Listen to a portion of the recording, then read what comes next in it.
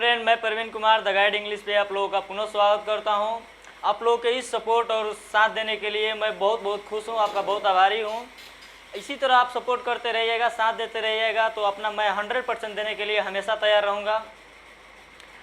मैं जैसा कि टॉपिक चालू किया हूँ प्रीपोजिशन के बारे में पिछले वीडियो में मैंने बताया भी है कि प्रीपोजिशन क्या है, इसका यूज कैसे किया जाता है। कुछ प्रीपोजिशन के कुछ टॉपिक भी पढ़ाया हूँ और आगे आने वाले टॉपिक को देखते हैं कि प्रीपोजिशन क्या है, कौन सा टॉपिक, कैसे उसका यूज किया जाता है। मेरे पढ़ाने का एकमात्र यही उद्देश्य है। ऐसे तो प्रीपोजिशन ऑनलाइन बहुत भी फ्री वीडियो है, यूट्यूब पर भी है, बुकों में भी है, लेकिन जब हम सब पढ़ भी लेते हैं, हमें याद भी रहता है, लेकिन जब हम क्वेश्चन में बनाते हैं, जब एग्ज़ाम हॉल में बैठते हैं तो हमें कन्फ्यूजन हो जाता है कि यहाँ पे ये क्वेश्चन दिया हुआ है तो यहाँ पे कौन सा प्रीपोजिशन उपयुक्त है, किसको हम यूज करेंगे। क्योंकि फ्रॉम मतलब विषय होता है, विथ मतलब साथ ऐसे होता है, बाय मतलब द्वारा होता है, तो ये किस प्रीपोजिशन का यहाँ पे यूज किया जाएगा हम रट के कोई इसका हल नहीं निकाल सकते हैं। रटने से हम कहीं हद तक नहीं जा सकते अगर जब तक कि हम इसको अच्छी तरह से समझ न लें। समझ लेंगे तो रटने की कोई ज़रूरत नहीं पड़ेगी और मैं आपको पूरा विश्वास दिलाता हूं कि आपको कभी रटना नहीं पड़ेगा। आप मेरे साथ बने रहिए और आगे समझने का प्रयास कीजिए। केवल आप वीडियो में समझ लीजिए, उसके बाद आपको कहीं दिक्कत नहीं होगा। एट और इन का प्रयोग हम लोग एड्रेस बताने के लिए करते हैं। हम एड्रेस बताने मतलब आप समझ रहे हैं कि आप कहाँ रहते हैं, अपना एड्रेस बताते हैं, तो उसमें एट और इन दो प्रीपोजिशन का प्रयोग होता है। तो एट का प्रयोग कहाँ होता है और इन का प्रयोग कहाँ होता है, हम लोग यही देखने का प्रयास करेंगे कि एट और इन का प्रयोग कहाँ होता है। प्रीपोजिशन हम लोग जब एड्रेस बताते हैं तो उसमें दो नाउन का प्रयोग करते हैं, प्रॉपर नाउन और कॉमन नाउन। कॉमन नाउन वो होता है जैसे देश, गांव, मोहल्ला, राज्य, जिला, ये प्रॉपर नाउन कॉमन नाउन हो गया। और प्रॉपर नाउन मतलब उस देश का नाम, किसी खास राज्य का नाम, किसी खास जिले का नाम, किसी खास गांव का नाम। कॉमन और प्रॉपर नाउन में आप लोग को समझते ही है कि कौन कॉमन है और कौन प्रॉपर है। तो जब प्रॉपर नाउन एड्रेस के रूप में प्रयुक्त हो और वो प्रॉपर नाउन, जिस प्रॉपर नाउन का हम एड्रेस बता रहे हैं, अगर वो किसी गांव, मोहल्ला, किसी कस्बा या छोटे शहर का बोध कराता हो, तो उसको प्रस्तुत करने के लिए हम लोग एट का प्रयोग करेंगे। किसका प्रयोग करेंगे? एट का प्रयोग करेंगे। जैसे कि एट रामपुर, एट बेटा, एट सासाराम। कोई भी प्रॉपर नाउन जो छोटा किसी गांव, कस्बा, मोहल्ला और छोटा शहर का बोध कराता हो, तो उसको उस शहर को बोध कराता हो, तो उसको प्रस्तुत करने के लिए हम जिस प्रीपोजिशन का प्रयोग करेंगे वो है एट। और इनका प्रयोग हम लोग प्रॉपर नाउन में ही तब करते हैं जब उस प्रॉपर नाउन से किसी बड़े जिले, बड़े राज्य, बड़े शहर, बड़े देश, महादेश का बोध हो, तो उसको दर्शाने के लिए हम लोग इनका प्रयोग करेंगे। इनका भी दो प्रयोग है आगे चलकर। इनका प्रयोग कॉमन नाउन में भी, कॉमन नाउन को एड्रेस बताने में भी किया जाता है। प्रॉपर नाउन में एट और इन दोनों होता है, लेकिन कॉमन नाउन का अगर एड्रेस बताना हो तो केवल इनका प्रयोग होता है। जैसे कि यदि मोहल्ला, विलेज, टाउन etc स्वयं अगर वाक्य में प्रस्तुत हो तो इसके पहले हम लोग इनका प्रयोग करते हैं। जैसे हम लोग आम भाषा में बोलते हैं वेयर डू यू लिव, तो वो बोलता है आई लिव इन विलेज। अगर कोई पूछे कि वेयर डू यू, अगर शहर वाले लड़कों से पूछेगा तो वो बोलेगा कि आई लिव इन सिटी। तो जहाँ जिस वाक्य में विलेज और सिटी स्वयं प्रयुक्त हो, जिस वाक्य में विलेज और सिटी स्वयं प्रस्तुत हो, स्वयं यूज किया गया हो, उस विलेज, टाउन और मोहल्ला के पहले हम लोग इन का प्रयोग करेंगे। और जिस वाक्य में किसी विलेज और छोटे शहर, मोहल्ला का नाम दे दिया हो, प्रॉपर बन गया हो, तो उसके लिए कि एट का प्रयोग करेंगे। तो समझ में आ गया आपको कि एड्रेस बताने के लिए एट का प्रयोग कहाँ करेंगे और इन का प्रयोग कहाँ करेंगे। एक बार फिर देखते हैं कि मोहल्ला, गांव, कस्बा, अगर हम एड्रेस बताते हैं तो दो नाउन का प्रयोग करते हैं, प्रॉपर नाउन और कॉमन नाउन। क्या करते हैं? प्रॉपर नाउन और कॉमन नाउन। प्रॉपर नाउन मतलब किसी खास जगह का नाम और कॉमन नाउन मतलब उस जैसे राज्य, देश, जिला, ये सब कॉमन हो गया। तो अगर प्रॉपर नाउन का प्रयोग करेंगे और वो प्रॉपर नाउन गांव, मोहल्ला और छोटे शहर या कस्बा का नाम प्रस्तुत करता हो, तो उसके पहले एट का प्रयोग करेंगे। और वही प्रॉपर नाउन बड़े शहर, जिला, राज्य, देश और महादेश का नाम प्रस्तुत करता हो, तो उसके पहले इन का प्रयोग करेंगे। और इन का प्रयोग तब भी किया जाता है जब मोहल्ला, विलेज, टाउन स्वयं प्रस्तुत हो, तो उसको बताने के लिए हम लोग इन का प्रयोग करेंगे। एक वाक्य में अगर इन का प्रयोग हम लोग बहुत सारा भी कर सकते हैं, ऐट का प्रयोग भी बहुत सारा है। जितना वाक्य दिया रहा है, जितना शब्द दिया रहेगा, उसके पहले ऐट और इन का प्रयोग उसके नियम के अनुसार कर सकते हैं। लेकिन तब प्रॉब्लम होता है जब दो इन लेने वाले शब्द, जो दो इन लेने वाले नाउन, प्रॉपर नाउन एक ही वाक्य में आ जाते हैं और दोनों एक दूसरे का विरोध करते हैं। विरोध मतलब कि एक जब वाक्य येट या बट से जुड़ा हो तो उसको दर्शाने के लिए जिस शहर या जिस बड़े शहर का मतलब छोटा महत्व हो, जिसका किसी दूसरे उस दूसरे जिसके साथ विरोध किया जा रहा है उसके साथ उसका महत्व छोटा हो तो उसके पहले एट का प्रयोग करेंगे, और जिसका महत्व बड़ा हो उसके पहले इन का प्रयोग करेंगे। प्रीपोजिशन और ग्रामर, खासकर इंग्लिश ग्रामर में कोई भी फिक्स नहीं होता है। मैं कितना बार भी बहुत बार आपको बताया हूँ कि कोई नियम फिक्स नहीं होता है। वाक्य में प्रयोग और स्थिति के अनुसार हर नियम बदलता रहता है। यहाँ पर आप लोग देखें कि बड़े शहर के नाम के पहले इन का प्रयोग होता है, लेकिन वही बड़ा शहर किसी उससे भी बड़े शहर के साथ विरोध के रूप में आ जाए तो उसके साथ एट का प्रयोग होता है। तो देखते हैं कि मोहल्ला, गांव, कस्बा और छोटे शहरों के नाम के पहले एट लगता है। इसका एग्जाम्पल भी आप लोग देख लिए। बड़े शहर, जिले, राज्य और देश के तथा महादेशों के नाम के पहले इन लगता है। जैसे the famous leader died in Patna, यानी कोई जो फेमस नेता थे वो पटना में मर गए। तो इसको दर्शाने के लिए यहाँ पे पटना के लिए क्या आएगा? इन आएगा। और मोहल्ला, विलेज, टाउन स्वयं हो तो उसके लिए भी इन आएगा। जैसे आई लिव इन मोहल्ला and you live in a village, मैं मोहल्ला में रहता हूँ और यहाँ पे मोहल्ला और विलेज स्वयं प्रस्तुत हुआ है तो इसके लिए इन लगेगा, इसके लिए विलेज के लिए भी इन लगेगा। लेकिन इस वाक्य में Nehru was born at Allahabad but he was live in Delhi, इससे यहाँ पे बट का जो प्रयुक्त हुआ है ये इन दोनों को विरोध के रूप में प्रयुक्त हुआ है। इसलिए मैं आपको बताया कि यदि दो इन लेने वाले एक दूसरे के विरोध में आए तो कम महत्वपूर्ण वाले में एट लगेगा और अधिक महत्वपूर्ण वाले में इन लगेगा। यहाँ इलाहाबाद दिल्ली से कम महत्वपूर्ण है क्योंकि दिल्ली एक किसी देश का राजधानी है, हमारे देश का राजधानी है, इसलिए दिल्ली ज़्यादा महत्वपूर्ण है तो यहाँ पे इन लगेगा और इलाहाबाद के साथ एट लगेगा। तो आपको इन और एट का प्रयोग एड्रेस में कहाँ करते हैं ये बिल्कुल समझ में आ गया होगा। और आगे चलते हैं दूसरे प्रयोग में, एट और ऑन। देखिए एट का वहाँ पर भी प्रयोग मैंने पढ़ाया, यहाँ पर भी पढ़ाया। मैं पीछे भी बताया हूँ। मेरे बताने का एक खास ही मकसद है कि अगर मैं चाहता तो ऐड का पूरा प्रयोग एक साथ लिखवा देता, ऑन का भी पूरा प्रयोग एक साथ लिखवा देता, आप याद भी कर लेते। लेकिन प्रॉब्लम तब होता जब आप एग्जाम हॉल में बैठते कि कहाँ पे ऐड लगेगा, किसके साथ कहाँ पे ऑन लगेगा। तो जहाँ जहाँ प्रॉब्लम होता है उसी प्रॉब्लम के साथ ही मैं बताना चाहता हूँ और बता रहा हूँ। तो देखिए ऐट और ऑन में क्या पंगा है, इन दोनों में क्या डिफरेंस है और क्या समानता है।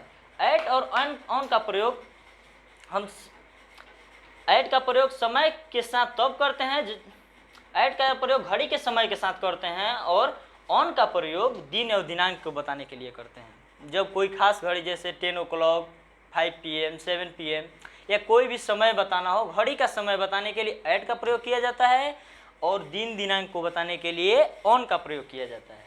इसमें कुछ ज़्यादा रटने की बात नहीं है। आप समझ लीजिए कि वॉच के साथ वॉच का मतलब घड़ी का समय बताने के लिए ऐट आएगा और दिन दिनांक यानी कैलेंडर में जो भी आप दर्शाया जाता है उसके लिए ऑन आएगा।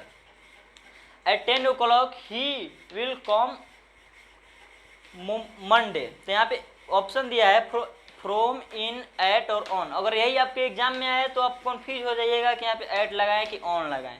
लेकिन यहाँ पे मंडे एक दिन का नाम है तो मैंने बताया कि दिन के नाम के पहले ऑन का प्रयोग किया जाता है। तो यहाँ पे क्या होगा बच्चों? ऑन। तो ये समझ में आ गया आपको कि ऐट और ऑन में क्या अंतर है, कि ऐट किसी घड़ी के समय बताने के लिए प्रयोग किया जाता है और ऑन किसी दिन या दिनांक को बताने के लिए प्रयोग किया जाता है। आइए देखते हैं अगला प्रीपोजिशन, अबाउट। अबाउट का हिंदी मीनिंग होता है के बारे में, उर्दू मीनिंग होता है के बारे में, हिंदी होता है के संबंध में और संस्कृत में होता है के संदर्भ में।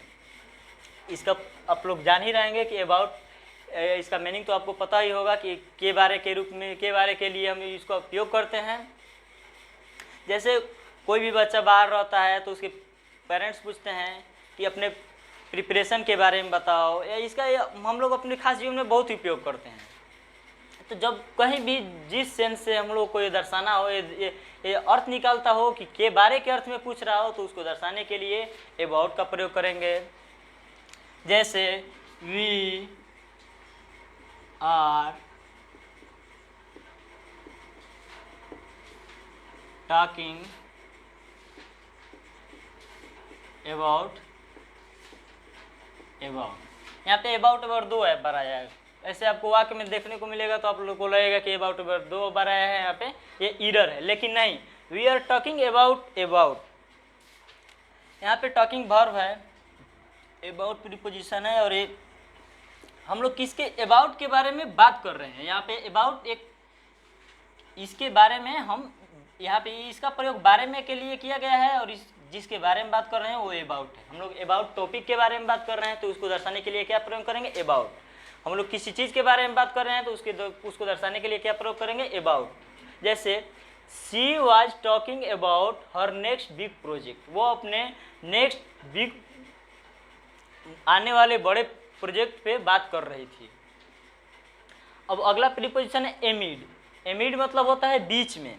आप लोगों को पिछले वीडियो में मैंने बताया है कि बिटवीन और एमोंग मतलब भी बीच में होता है, और यहाँ पे एमिड मतलब भी बीच में होता है। तीन प्रीपोजिशन हो गया जिसका मतलब बीच में होता है। तो तीन बिटवीन और एमोंग का मतलब मैंने तो समझा दिया है, और एमिड का उससे क्या अंतर है कि इसका यूज हम लोग देखेंगे। तो एमिड का अर्थ तो बीच में होता है, लेकिन एमिड का प्रयोग तब करते हैं जब कोई किसी के बीच में अस्थायी हो, स्थिर हो, वो स्थापित हो, यानी वो इधर उधर जाने वाला ना हो, कोई स्थापित हो, वो अडिग हो, तो उसके लिए एमिड का प्रयोग करते हैं। बिटवीन का प्रयोग दो के बीच में के लिए करते हैं, और एमोंग का प्रयोग दो से अधिक के लिए बीच में करते हैं। लेकिन इन दोनों में यह है कि वो स्थिर नहीं हो, उसको उसकी अस्थाई का कोई बोध वहाँ पे नहीं कराया हो, उसके अस्थाई होने का कोई प्रमाण नहीं मिलता हो। लेकिन एमिड में ये होना चाहिए कि जिसके बारे में हम बात कर रहे हैं वो अस्थाई हो, स्थापित हो, स्थिर हो, तब हम एमिड का प्रयोग करेंगे। एमिड का प्रयोग दो के भी बीच में होता है और दो से अधिक के भी बीच में होता है, लेकिन एमिड का प्रयोग तब हम करेंगे जब दो या दो से अधिक के बीच में जिसके बारे में बात किया जा रहा है वो अस्थाई हो, स्थिर हो, वो अडिग रहने वाला हो, हमेशा रहने वाला हो, उसके लिए एमिड का प्रयोग करेंगे। तो बिटवीन का हमें एमोंग का प्रयोग तो आपको लोगों को बता दिया था, और एमिड का आज बता दिए। आप लोग को कहीं कन्फ्यूजन नहीं होना चाहिए कि इन तीनों प्रीपोजिशन में क्या अंतर है। बिटवीन का प्रयोग बिटवीन और एमोंग का प्रयोग अस्थाई के लिए किया जाता है, जो अस्थाई न हो, जो स्थिर नहीं हो।